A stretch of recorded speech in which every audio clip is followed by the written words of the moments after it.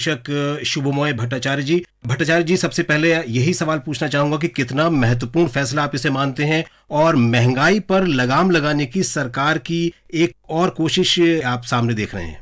अगर हम महत्वपूर्ण के हिसाब से देखें तो भारतीय अर्थव्यवस्था में जैसे जैसे प्रगति हुआ है, देश का एक बहुत बड़ा तादाद एलपीजी का इस्तेमाल करना शुरू किए हैं। तो मिनिस्ट्री ऑफ पेट्रोलियम और नेशनल गैस के आंकड़ों के मुताबिक भारत में करीब 24 करोड़ कनेक्शंस आ गए हैं, जिसमें से करीब 8 करोड़ कनेक्शंस उज्ज्वला के तहत आते हैं। उज्ज्वला कौन है? जो बीपीएल सीमा यानी कि दरिद्र सीमा के आसपास के जो लोग हैं, उसमें जो लोग आते हैं, उनके घरों में जो एलपीजी का जो सप्लाई दिया जाता है, उनका तादाद है। ये वो लोग हैं जो काफी अरसों तक कुकिंग के लिए, रसोई के लिए क्या इस्तेमाल करते थे? ज्यादातर कोयला, गोईठा या लकड़ी, और दोनों ही। तो धुएं का बहुत इफेक्ट जो महिलाओं पर जो काम कर रहे हैं, जो रसोई घर में बैठे हैं, तो उनके शरीर के ऊपर, उनके हेल्थ के ऊपर क्या असर होता है, ये बहुत आसान है समझना। दूसरी बात यह है कि इन चीजों का जो करेक्शन करना, उनको लकड़ी लाना या गोईठा का इंतजाम करना, दोनों में ही एक और दिन का जो समय है वो काफी व्यतीत होता था। यानी कुल मिलाकर गरीबी में एक एडिशनल लेयर ऑफ दबाव का स्तर तैयार होता था।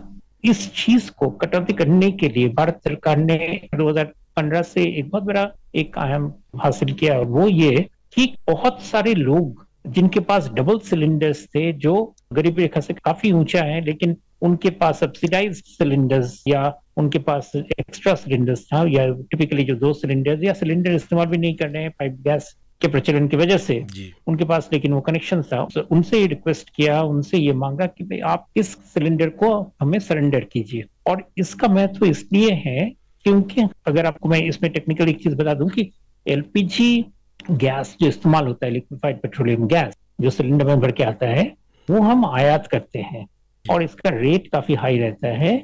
और इसको आयात करने में भारत सरकार के जो कंपनियां हैं, उनको खर्च काफी पड़ता है। इसलिए ज्यादा से ज्यादा कि बाजार से भाई उठा लो, एक इस्तेमाल करना है तो दूसरा के इस्तेमाल करने में क्या मुश्किल है, ऐसा परिस्थिति नहीं है। इसको संभालने के लिए सरकार ने कोशिश किया कि भाई जिनके पास है सिलेंडर कनेक्शन है, यानी कि उसके लिए प्रोविजन रखना पड़ रहा है, जो तेल कंपनियां हैं उनको प्रावधान रखना पड़ रहा है, वो चीज अगर हट जाए और वही कनेक्शंस जो गरीबी रेखा के अंतर्गत है उन लोगों के पास आए, तो ये एक बहुत बड़ा सामाजिक विप्लव के हिसाब से तैयार होता है। और बिल्कुल वही साबित हुआ कि करोड़ों से ऊपर लोगों ने इस कनेक्शंस को सरेंडर किया। तो वहां से उज्ज्वला का ये कहानी शुरू होता है और ये कनेक्शंस उनके ये वाले साथ में देकर उज्ज्वला बढ़ते बढ़ते उसकी तादाद करीब 8 करोड़ कनेक्शंस सारे देश में फैल गया है। तो इसका उल्लेखनीय ये है कि जब इन लोगों को जब मिला है तो 2 चीज सरकार ने कहा, कोशिश किया कि एक तो इनके सिलेंडर के लिए जो खर्च है उसमें एक सब्सिडी दिया जाए, दूसरा चूंकि ये काफी दूर दराज के इलाके में भी बहुत सारे लोग हैं, उनके पास सिलेंडर का सप्लाई पहुंचा जाए। ये दोनों फिर से इस पर खर्च बढ़ता है, क्योंकि एक शहर के अंदर एक गैस कंपनी एक सिलेंडर का स्टोरेज लगाकर काफी बड़ा इलाके में डिस्ट्रीब्यूशन कर सकता है, लेकिन छोटे छोटे गांव में कभी नदियां पास करके, कभी दूसरे जगह से पहाड़ों के उल्टे तरफ प्रोविजंस करना बहुत मुश्किल की बात है। खर्च पर सिलेंडर बहुत बढ़ जाता है, जैसे कहते हैं, उसको भी एक तरह से एक चैलेंज के हिसाब से लेते हुए हमारे IOCL, BPCL और HPCL, ये तीनों कंपनियां ने इस पर कामगार सिद्ध हुए और इन सभी जगहों पर कनेक्शंस पहुंचाए।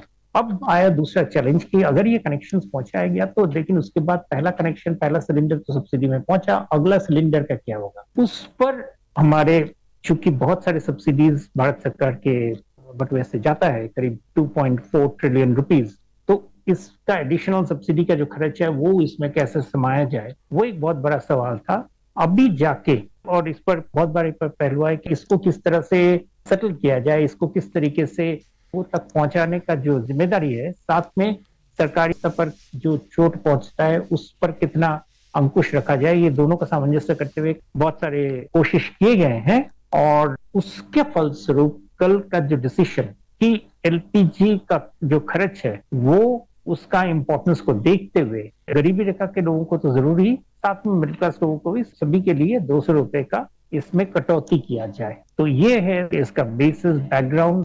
आपने पब्लिक सेक्टर ऑयल कंपनीज की बात की। सरकार ने अभी तक ये स्पष्ट नहीं किया है कि ये जो कीमतों में जो कमी की जा रही है उसकी भरपाई सरकार ही करेगी या कैसे की जाएगी, इस बारे में अभी कुछ सामने नहीं आया है। तो जो सरकारी तेल विपणन कंपनियां हैं उन पर इसका कितना बोझ पड़ने वाला है? हाँ, ये वाला खर्च क्लियर है। अगर हम आधे साल के अगर हिसाब से देखें तो करीब 6-6.5 हजार करोड़ के करीब आएगा इनके ऊपर खर्च, और पूरे साल में वो करीब 12,000 करोड़ के करीब खर्च आता है।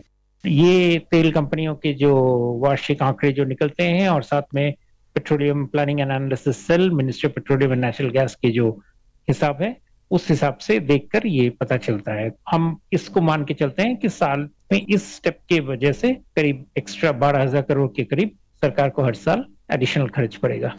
आपने बताया कि हम एलपीजी इंपोर्ट करते हैं और हम कच्चा तेल तो हम इंपोर्ट करते ही हैं अपनी ज़रूरतों का। हम 16 लाख करोड़ रुपए तकरीबन हर साल खर्च करते हैं कच्चे तेल के आयात पर, और कच्चे तेल की कीमत भी अभी तो लगभग $85 के आसपास प्रति बैरल के आसपास चल रही है। तो सरकार की जो कोशिश है कि एथेनॉल ब्लेंडिंग की जो कोशिश है, जिस तरीके के प्रयास कर रही सरकार, हमारा जो है इंपोर्ट बिल कम हो, हम कम तेल आयात करें, और क्या एलपीजी प्रोडक्शन की दिशा में भी हमारा देश आत्मनिर्भरता की तरफ बढ़ सकते हैं? आपको लगता है ऐसा? इस एलपीजी में आत्मनिर्भरता को मैं इस तरीके से देखूंगा कि अगर अर्थव्यवस्था में जोर आए, अर्थव्यवस्था में तेजी आए, तो वही एक तरफ से आत्मनिर्भरता बन जाता है। क्यों? क्योंकि एलपीजी, अगर हम रासायनिक चीजों में नहीं जाते हैं, एलपीजी का जो स्रोत है वो हमारे देशों से मिलने का अभी फिलहाल कोई गुंजाइश नहीं लग रहा है, और इसमें कोई दुख की बात नहीं है, क्योंकि हम जो 2 तरीके से भारत में इसके ऊपर काम किया जा रहा है। एक, सरकार कंप्रेस नेचुरल गैस के जरिए बहुत सारे जगहों पे, शहरों में खासकर, उसकी सप्लाई को बढ़ा रहे हैं। उसका सप्लाई करना आसान है क्योंकि वो पाइप है, वो उस पाइप के जरिए हर शहर में, हर कोने में वो चीज पहुंच जा सकता है। इसलिए शहरों में एलपीजी का डिमांड जो है, जो अभी है, वो और भी कम होने की आशा है, और ये हमारे लिए एक अच्छी बात है क्योंकि शहरों का तादाद बढ़ रहा है। शहरों में अगर पाइप नेचुरल गैस अगर ज्यादा बढ़ जाए तो एलपीजी का जरूरत नहीं रहेगा, क्योंकि हर घर में हर वक्त पाइप गैस रहेगा, कमर्शियल हो या प्राइवेट या डोमेस्टिक, किसी का घर हो, किसी का किचन हो। और अगर वहां पे अगर डिमांड ना रहे तो वो डिमांड फिर सीमित रह जाता है सिर्फ ग्रामीण क्षेत्रों में या उसी तरह के छोटे सेमी अर्बन टाइप के जो इलाके हैं जहां पे नहीं पहुंच रहा है वहां तक। और अगर आप ज्योग्राफिकल हिसाब से भी देखें तो भी उनका तादाद ज्यादा नहीं है। पाइप नेचुरल गैस का ऑक्शन जब हुआ था या सीएनजी का जब ऑक्शन हुआ था तो उनका कहना था कि ये ऑक्शन के जरिए भारत का करीब ज्योग्राफिकल एरिया का 82%, 82% कवर हो चुका है। यानी भारत ज्यादा ही नहीं, मतलब अधिकांश इलाके में पाइप नेचुरल गैस पहुंच जाएगा, और ये पहुंचने का क्रम ये 2025 से लेकर 27 के बीच में ही ये हो जाने का संभावना है। तो अगर वो हो जाता है तो फिर एलपीजी की जरूरत बहुत ही, जिसे कहते हैं, लिमिटेड जगह में रहता है। तो आप आत्मनिर्भरता की जो आपने जो सवाल उठाए उसको हम इस तरीके से ये देख सकते हैं कि जरूरत ही एलपीजी का काफी कम हो जाएगा, या कम से कम जितना है उससे ज्यादा जाने का संभावना बहुत ही कम रहेगा। जी, पेट्रोलियम पदार्थों पे, फिर चाहे एलपीजी रसोई गैस सिलेंडर हो, उस पे हम देखते हैं कि केंद्र सरकार की तरफ से समय समय पर कुछ ना कुछ कीमतों में कमी की जाती रही है। क्या आपको लगता है कि राज्यों के स्तर पर भी क्या वैट में कमी करके इन पेट्रोलियम पदार्थों या एलपीजी सिलेंडर की कीमतों में और कमी लाई जा सकती है?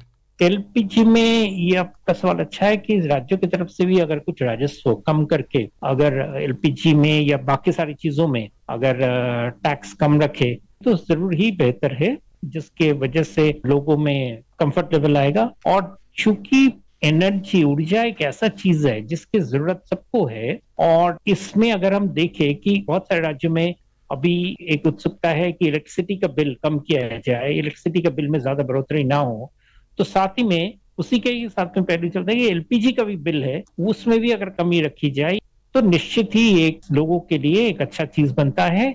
उनके जो घर के जो डिस्पोजेबल इनकम है, उनके लिए क्रय क्षमता जो है उसमें अपने आप ही वृद्धि हो जाता है, और लोगों की प्रॉस्पेरिटी के लिए ये एक विलक्षण अच्छा कदम है। जी, प्रधानमंत्री उज्ज्वला योजना की जब हम बात करते हैं तो जब ये योजना लागू की गई तो इसके पीछे यही रहा कि महिला सशक्तिकरण और उनका स्वास्थ्य स्वास्थ्य का जो महिलाओं का ये पहलू है, इसके साथ घरेलू वायु प्रदूषण की वजह से एक जो विश्व स्वास्थ्य संगठन का एक अध्ययन ये बताता है कि 2022 में दुनिया भर में तकरीबन 35 लाख मौतें घरेलू वायु प्रदूषण से हुई हैं। और आपने अभी बताया भी कि लकड़ी, कोयला और केरोसिन पे जो खाना पकाना, वो सांस की बीमारियां भी। तो गरीब परिवारों को उज्ज्वला योजना के तहत लगभग आपने बताया कि 8 करोड़ से भी अधिक कनेक्शन दिए जा चुके हैं। तो महिला सशक्तिकरण की दिशा में आप इसको कितना महत्वपूर्ण कदम मानते हैं, उज्ज्वला योजना को, और अभी तक ये कितनी सफल रही है योजना आपकी दृष्टि से?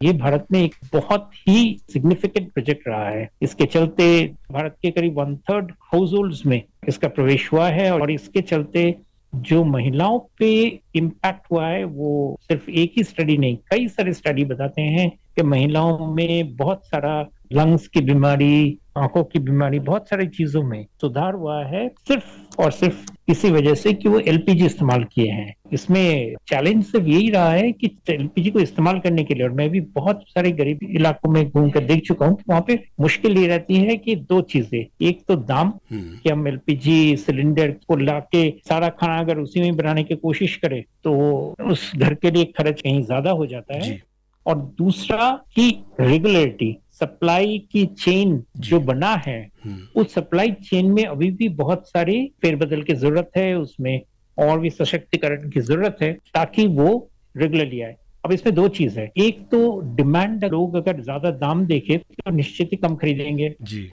तो कम अगर खरीदेंगे तो सिलेंडर की जो डिमांड है उस पर्टिकुलर जगह पे वो कम हो जाएगी।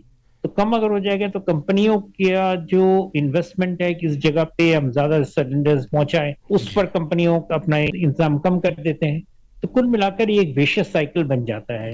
अभी हम आशा करेंगे कि जैसे दामों में एक सिग्निफिकेंट कमी आई है, तो इस कमी की वजह से सारे घरों में एलपीजी का व्यवहार बढ़ेगा। एलपीजी का व्यवहार बढ़ने से उनका डिमांड बढ़ेगा, डिमांड बढ़ेगा तो उन सारी जगहों पर कंपनियां अपने जो स्टोर्स हैं, आधा शहर का जो हम कहेंगे पुराना वर्ड होता है मुफस्सल इलाका या सेमी अर्बन इलाका जैसे बोला जाता है, या रूरल इलाका में स्टोर्स का संख्या, स्टोरों में जो क्वांटिटी है वो ज्यादा रखेंगे ताकि लोगों को रेगुलरली मिले और लोग उस पर अपना एक वायबल इकोनॉमी को बना सके। जी, कीमतों में कमी के साथ साथ सरकार ने 75 लाख नए उज्ज्वला कनेक्शन देने की भी घोषणा की है। कुल मिलाकर कीमतों में कमी का जो ये फैसला है, उम्मीद करते हैं कि सरकार ने जो ये फैसला लिया है ये करोड़ों परिवारों को महंगाई के मोर्चे पर एक बहुत बड़ी राहत लेकर के आएगा। शुभमोय भट्टाचार्य जी, हमसे बात करने के लिए आपका बहुत बहुत धन्यवाद।